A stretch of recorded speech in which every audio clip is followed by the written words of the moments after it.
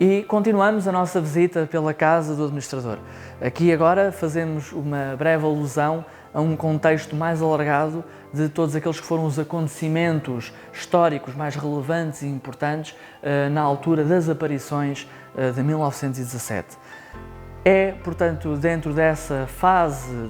das aparições do ano 1917 que está a decorrer a Primeira Guerra Mundial, na qual Portugal foi potência beligerante ao lado dos aliados, da França, da Inglaterra, entre outras potências.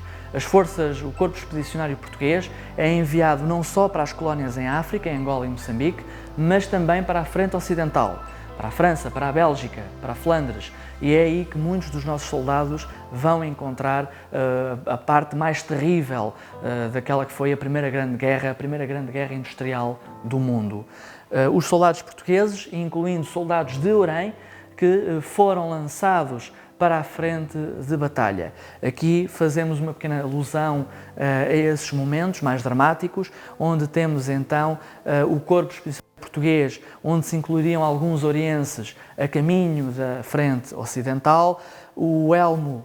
típico de a pouca proteção que usariam estes nossos soldados na frente de batalha, e aqui, portanto, um soldado de Orém de 1918, preparado e equipado para ir para a frente, assim como os nomes de alguns destes soldados que infelizmente morreram na frente de batalha, rapazes de Orém que ficaram nessas terras longínquas, longe das suas famílias.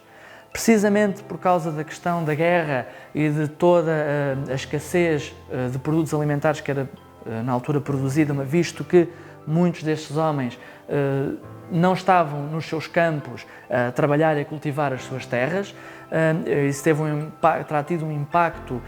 grande em Orém, uma vez que o concelho era maioritariamente rural e de base económica agrícola, e por isso mesmo toda a comida, os produtos alimentares que eram produzidos na altura tiveram que ser racionados. Artur de Oliveira Santos, administrador do Concelho de Vila Nova de Orém, dá precisamente a ordem de racionamento, portanto, vinda diretamente do Governo, para que todos os produtos alimentares fossem racionados e as senhas fossem distribuídas pela população para fazer face à crescente escassez de alimentos, não só pela parca produção que era tida, mas também por toda aquela que era enviada necessariamente para a frente de batalha. Aqui, portanto, além do edital e dos dados extremamente interessantes que nos dão uma ideia muito boa da escassez alimentar e da inflação que se verificou a nível do custo dos alimentos, vemos também alguns dos instrumentos que eram utilizados no comércio destes produtos na altura, como a balança da carne ou o famoso alqueire, aquela medida de cereal que era comercializada na altura, assim como as submedidas desta que depois existiam. Portanto, é este concelho e este país, maioritariamente agrícola e rural, que se vê confrontado com esta crise alimentar muito potenciada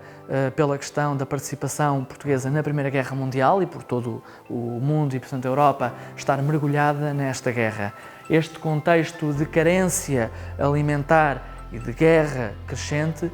terão despolutado aquele que foi um surto pandémico que viria a marcar completamente a primeira metade do século XX. Falamos, obviamente, da gripe espanhola, da influenza, que dizimou localidades inteiras e que obrigou todo um país, também na altura, ao confinamento. Passamos então